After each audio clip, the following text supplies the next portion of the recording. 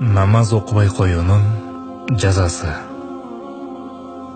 Пайгамбарыбыз саллаллаху алейхи вассалам айткан: кош көңүлдү кылып намаз окубай койгон адамды Алла Таала 15 нерсе менен жазалайт.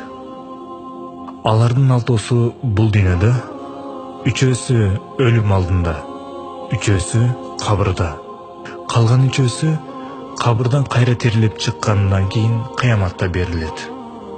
Дүйнөдө берилүүчү 6-сы. Биринчи, Алла Таала өмүрүн берекесиз кылып коет. Экинчи, Алла Таала ал пенденин жүзүнөн салих, таква адамдын белгисин алып коет. Үчүнчү, кылган иштерине сооп берилбейт. Төртүнчү, кылган дуасы, батасы асманга көтөрүлбөйт.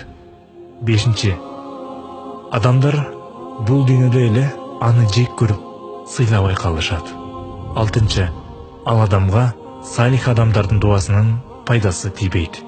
Өлүмдүн алдында берилүүчү 3 азап. Биринчи, кор болуп өлөт. Экинчи, курсагы ачка жан берет. Үчүнчү, чаңкап жан берет. Ошол кезде деңиздин суусун ичсе да чаңкаганы басылбайт. Кабырда берилүүчү 3 азап. Биринчи, Алла Таала ал адамдын кабырын тар кылып коет. Кабыры кысылып, кабыргалары бири-бирине кайышып калат. Экинчи, Алла Таала ал адамдын кабырына алоолонуп жанган отту күйгүзүп коет. Үчүнчү, кабырда ал адамга кара, чаар жылаандар азап берет.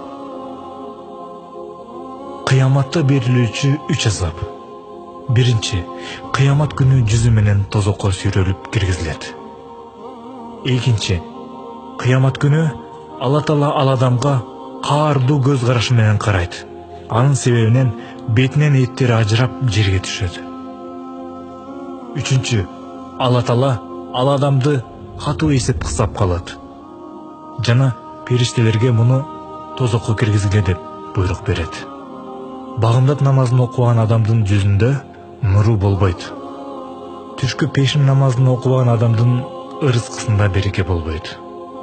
Асыр дигер намазын окуган адамдын денесинде күчү болбойт. Шам намазын окуган адам балдарына өзүнүн пайдасын тийгизе албай калат.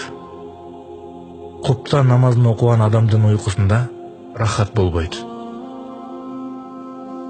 Азан айтылып жаткан кезде музыка же ыр уккан адам жан берип жатканда шахадат, ла илаха иллаллах, Аллахтан башка кудай жок деген келмесин айта албай калат. Пайгамбар саллаллаху алейхи вассалам айткан: менден бир аят болсо да жеткиргиле деп. Бул маалыматты жакындарыңыздарга жеткириңиздер.